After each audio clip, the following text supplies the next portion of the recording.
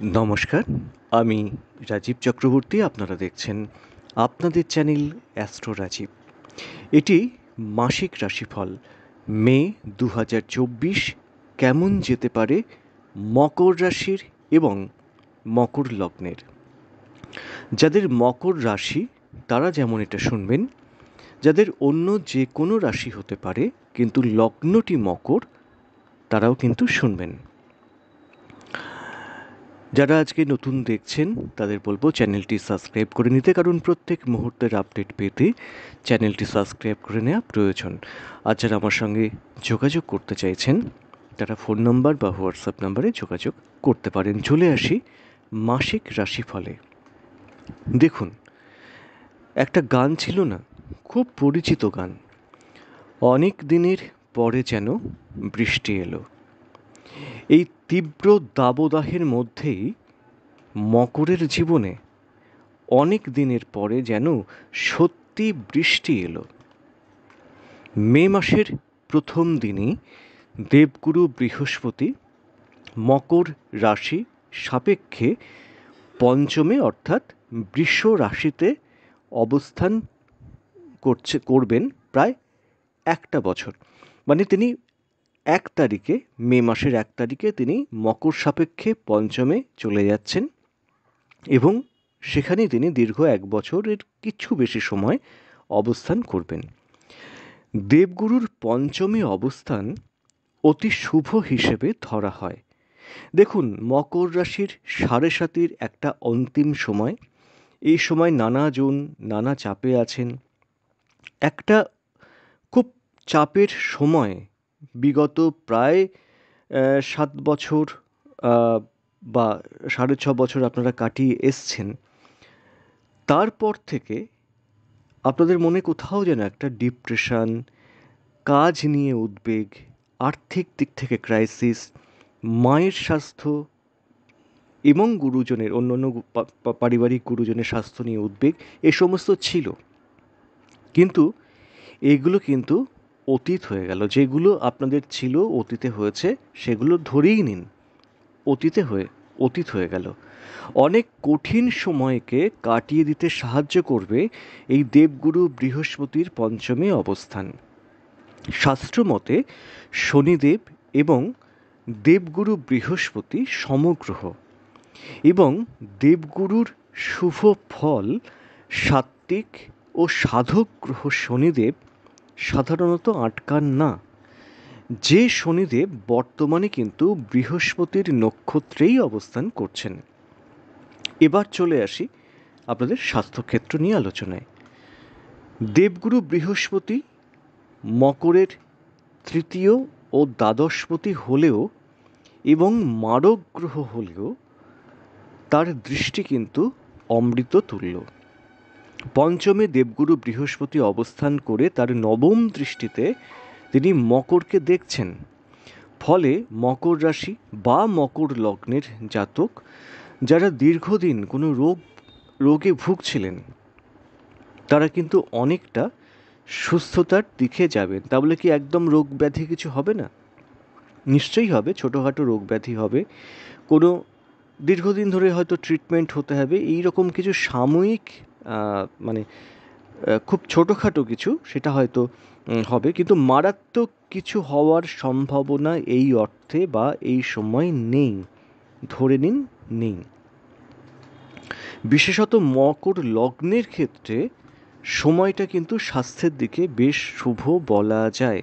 এবং মকর রাশির সবচেয়ে বড় কথা, মকর রাশির মানসিক ক্ষেত্রে যে চাপটা তৈরি হয়ে গেছিল সেই চাপটা কিন্তু অনেকাংশে এবার কমতে শুরু করবে, যার শুরুয়াতটাই হতে চলেছে মে মাস থেকে।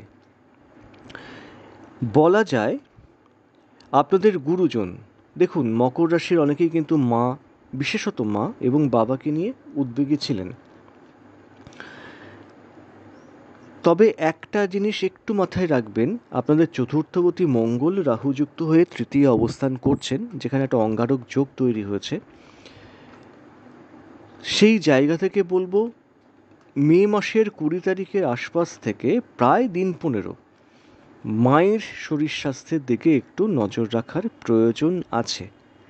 এরপরে যে কথাটি বলবো তাতে হয়তো আপনাদের ভয়টা কিছুটা কমবে। পঞ্চমে দেবগুরুর অবস্থান, গুরুজনদের স্বাস্থ্য কিন্তু সুস্থতার দিকে যাবে।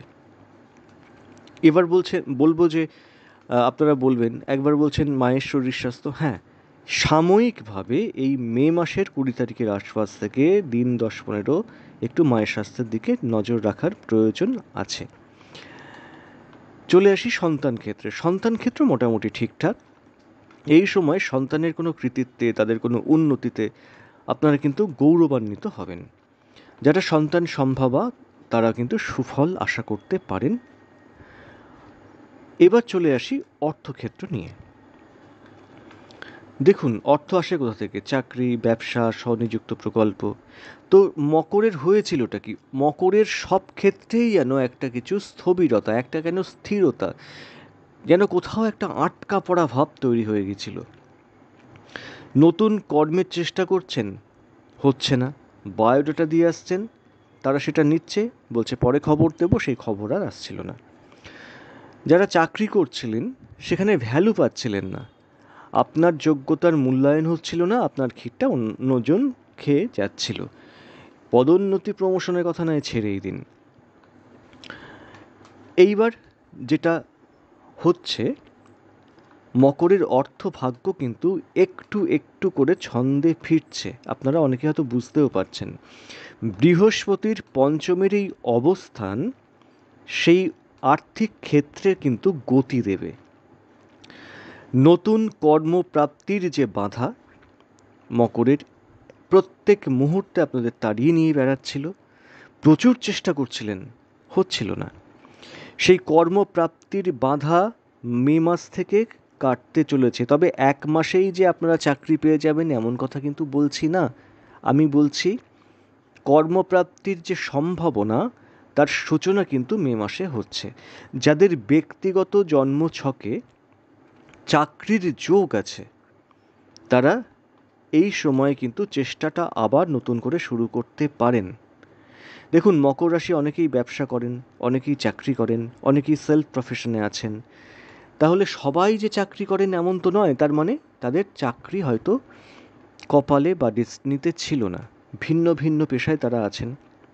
সেই জন্যই দেখে নেওয়া প্রয়োজন থাকে ব্যক্তিগত জন্মছকটা কেমন, সেটা কি চাকরির ক্ষেত্রে সাপোর্ট দিচ্ছে, নাকি ব্যবসার দিকে দিচ্ছে, নাকি স্বনিযুক্তি প্রকল্পের দিকে দিচ্ছে। ফালতু সময় নষ্ট করার সময় তো সত্যি নেই আজকের এই বর্তমান দুনিয়ায়। এবার চলে আসি, যারা চাকরি করছিলেন তারা এবার যোগ্যতার মূল্যায়ন পাবেন। যেটা আটকে ছিল প্রমোশন, সেই প্রমোশন পাওয়ার কিন্তু সূচনা তৈরি হয়ে গেল।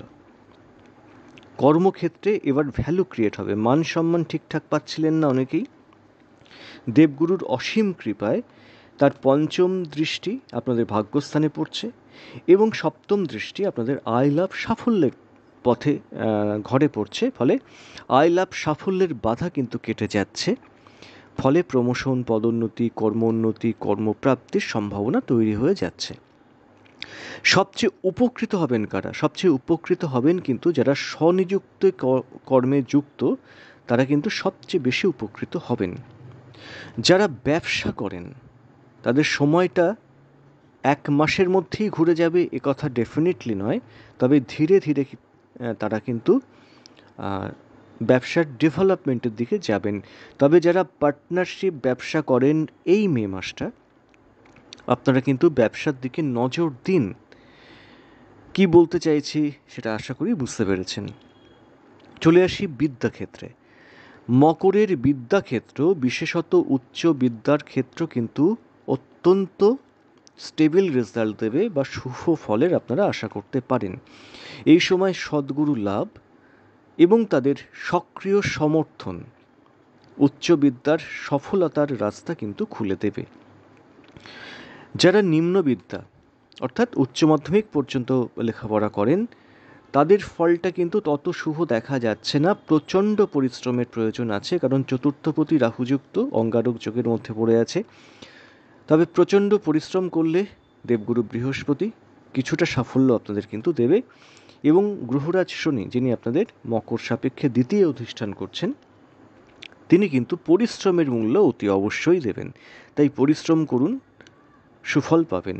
এই সময় মানসিক চঞ্চলতা, ভুলে যাওয়ার প্রবণতা বাড়তে চলেছে। যারা এই উচ্চ মাধ্যমিক পর্যন্ত পড়েন, আমি তাদের কথাই বলছি। এই সময় যারা দীর্ঘদিন হয়তো কোনো দীক্ষা লাভ করতে চাইছিলেন কিন্তু গুরুর সন্ধান পাচ্ছিলেন না, এই সেই সময় শুরু হলো। যারা দীক্ষিত হতে পারেন, সদ্গুরুর আপনারা যোগাযোগ পেতে পারেন। অনেকের ইচ্ছা যে তীর্থ ভ্রমণে যাবেন, কিন্তু হচ্ছিল না। তীর্থ ভ্রমণে যাওয়ার যে বাধা, সেটা কিন্তু কাটার পথ খুলে গেল এই মে মাস থেকে। চলে আসি সম্পর্ক ক্ষেত্রে, বিশেষত প্রেমের জায়গায়। প্রেম কিন্তু ভোগাতে চলেছে। দাম্পত্য এ মাসে তেমন সুখের নয়।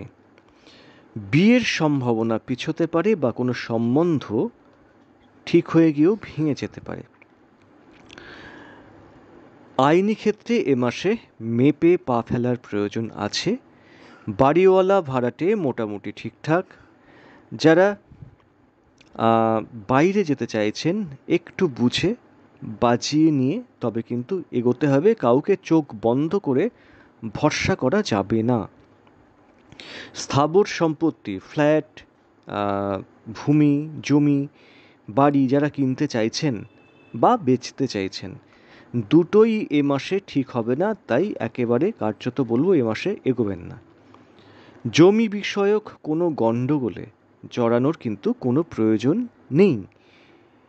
তো এই ছিল মোটামুটি মে মাসের মকর রাশি এবং মকর লগ্নের মাসিক একটা রাশিফলের ধারণা মাত্র। আজ এ পর্যন্তই। নমস্কার।